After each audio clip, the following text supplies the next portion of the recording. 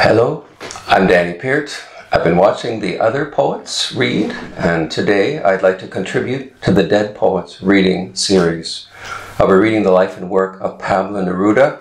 The life part of it is from this biography, Pablo Neruda, A Passion for Life by Adam Feinstein. I had this photo enlarged just so you could have a feeling for what Pablo Neruda looks like. His proper name was Ricardo Eliezer Neftali Reis Basualto. He was born in 1904 in Chile. He was known as Neftali. His father said, as a child he was very shy and very sickly. He spent most of the time in bed, weak, and we feared for his life. Young Neftali said, nature made me feel inebriated. I must have been about 10 years old, but I was already a poet. I was not yet writing verse, but I was attracted to the birds, the beetles, the partridge eggs. When he was 14, he published a poem titled Nocturne. It begins, it's nighttime. I'm alone and sad, thinking in the light of a flickering candle about joy and pain, about tired old age and handsome, arrogant youth. When night arrives, as dark as a wolf's mouth, I lose myself in reflections full of bitterness. However, his father was intensely against him considering poetry for a career. In a fit of rage, his father went to his bedroom, threw his notebooks out of the window, and then he burnt them on the patio below. At 16, because of the tension with his father, Neftali changed his name to Pablo Neruda and started to sign all of his writing with that name. Years later, he made the name official. It was also at 16 that he left home and moved to Santiago. This was a time of very little money, sharing rooms with friends, and bohemian nightlife. One evening he was out with friends. They didn't have enough money to pay the bill, so the owner of the bar had them all leave their jackets until they could come up with the money that he was owed. In those days, poets did not have a good image. They were seen as eccentric and bohemian. Pablo kept falling in love, and one of the young women, Albertina, received 111 letters from him. One of them became poem 15 of the 20 love poems. Let me just give you 2 stanzas from that poem. I like for you to be still. It is as though you were absent, and you hear me from far away, and my voice does not touch you. It seems as though your eyes had flown away, and it seems that a kiss had sealed your mouth. As all things are filled with my soul, you emerge from the things filled with my soul. You are like my soul, a butterfly of dream, and you are like the word melancholy. At 19 years old, he had a collection of 48 poems he wanted to print independently. Let me just tell you how that went. From his biography.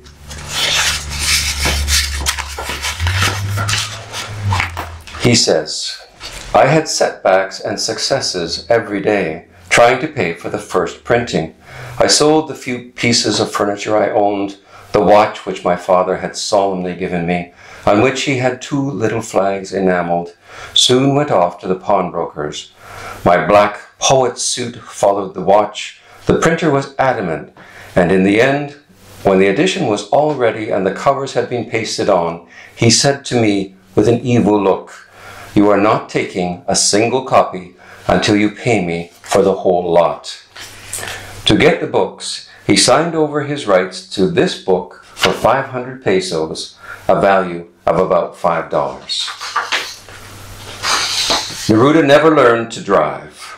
In 1934, he learned that a good friend from his bohemian years in Santiago had died. He wrote Alberto Roja, Gemini Comes Flying. Let me just give you a little bit of that poem. Over cities of sunken roofs where tall women remove their plates with wide hands and lost combs, you come flying. Amid bitter-colored bottles, amid rings of anise and ill luck, raising your hands and crying, you come flying. The black wind of Valparaiso opens its wings of coal and foam to sweep the sky as you pass, you come flying. It was in Spain that Neruda became close friends with Federico Garcia Lorca. Lorca called him closer to blood than to ink. But unfortunately, Franco took power in Spain and Lorca was murdered. This pushed Neruda into involvement with the Spanish Revolution. Chile was not happy about this. They closed the consulate and Neruda was out of work. Here is a good physical description of Neruda as he arrived at 30 years old. Neruda was pallid, an ashen pale with big narrow eyes like black crystal almonds which are constantly laughing. His hair is very black too, badly groomed. His hands are grey, no elegance, pockets full of documents and newspapers. What captivates us is his voice. It's slow, monotonous, nostalgic, as if tired, but suggestive and full of charm. He was next posted to Paris, where he would try to help the 500,000 Spanish Republicans who were arriving there to flee Franco's Spain. He used his position to save the lives of 2,000 people by shipping them to Chile in an old fishing boat, the Winnipeg. The boat would take a month to cross to Chile, and interestingly, the religious Quakers paid for half of every ticket on that voyage. In 1940, Neruda was posted to the consulate in Mexico City. During this time, he was to be editor, publisher, and fundraiser for a new literary magazine, and he hid the money for this, 1,000 pesos, in a book, Walt Whitman's Leaves of Grass. But when he went to show his team the money, a prankster had taken it and left a trail of clues through a series of 10 books until he found it again. In 1944, he was asked to campaign as a senator in the driest region in northern Chile. There was sometimes no rain for years on end, and he was elected as a senator for that district. A year later, government went to a dictatorship, not at all in his favor. He made 2 brave public speeches in the Senate, and then a reward was offered for his capture, and 300 agents were searching for him. His Senate protection was stripped, and he went into hiding. He had to flee on horseback over the Andes Mountains to Argentina, and from there to Europe, then 3 years in exile in Europe until a change in political leadership in Chile. In 1949, Neruda was visiting Poland, and he went underground to see for himself the conditions under which 350,000 coal miners worked. It took 4 years before his arrest warrant was dropped in Chile. He wrote, "O Chile, long petal of sea and wine and snow, when will I see you again?" It did not help that he was also expelled from France because of his communist politics, and he had always loved France. When he was finally allowed to return to Chile, 5,000 people gathered in a Santiago plaza to welcome him back. In 1961, the millionth edition of 20 love poems and a song of despair was printed. It would continue on past 2 million copies and continues to sell today. A quote from the introduction of my copy.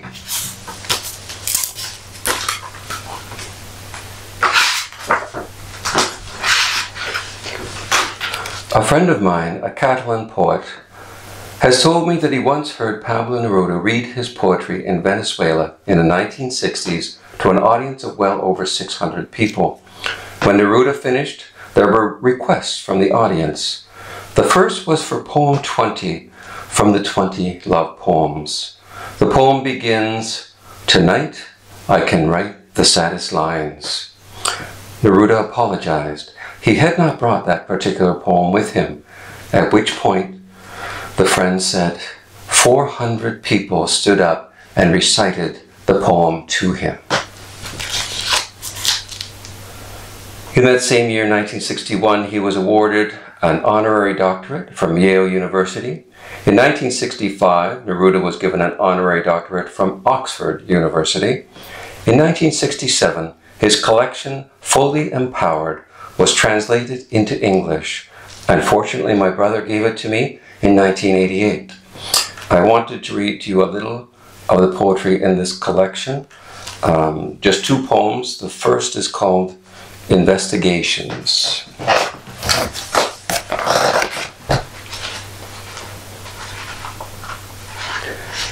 I asked of everything if it had something more than shape and form, and I learned that way that nothing is empty. Everything is a box, a train, a boat, loaded with implications. Every foot that walked along a path left a telegram written in the stone, and clothes in the washing water dripped out their whole existence. I just skip forward to the final lines. I made an unbreakable pledge to myself that the people would find their voices in my song. And the second poem from this collection, Fully Empowered, it's initials of a friend of his, C-O-S-C, and it goes, he has died, this friend of mine who was called Carlos. Never mind who he was, don't ask if you don't know. He had the goodness of good bread on the table and the wistful air of a wounded gentleman. It's not just him, and it is him. It's everything. It's death knocking at the door. From sheer goodness, Carlos went to open it, and out of so many who opened the door that night, he was the one who stayed outside. Out of so many others, he doesn't come back, and his absence wounds me as if he were calling me, as if he hung on in the shadow, expecting me. I'll skip forward. I write these words down in my book, thinking that this naked farewell, with him not present, this simple letter, which cannot be answered, is nothing more than dust, cloud, ink, and words, and the only truth is that my friend is dead.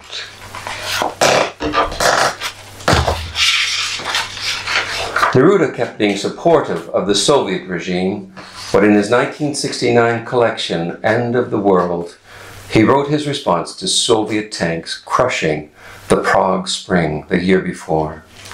The hour of Prague fell on my head like a stone. My fate was uncertain, a moment of darkness. I ask forgiveness for this blind man who saw and didn't see. I want to read just one poem from his collection titled The Captain's Verses.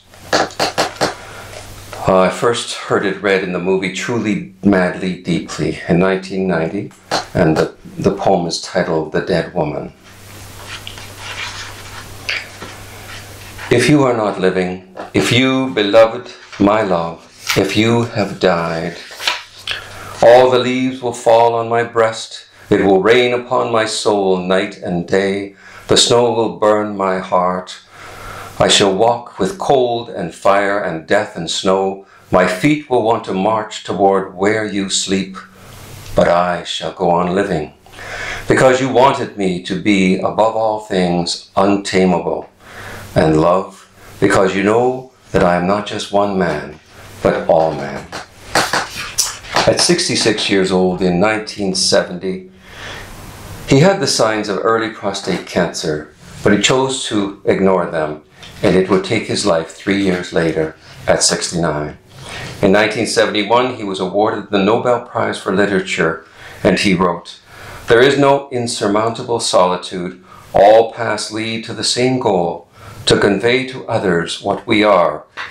And we must pass through solitude and difficulty, isolation and silence, in order to reach forth to the enchanted place where we can dance our clumsy dance and sing our sorrowful song." After Neruda's death in 1973, the Russian poet Evgeny Yevtushenko wrote, "Today I see Neruda. He's always right in the center and unfaltering. He brings his poetry to the people as simply and calmly as a loaf of bread." Thank you very much for listening.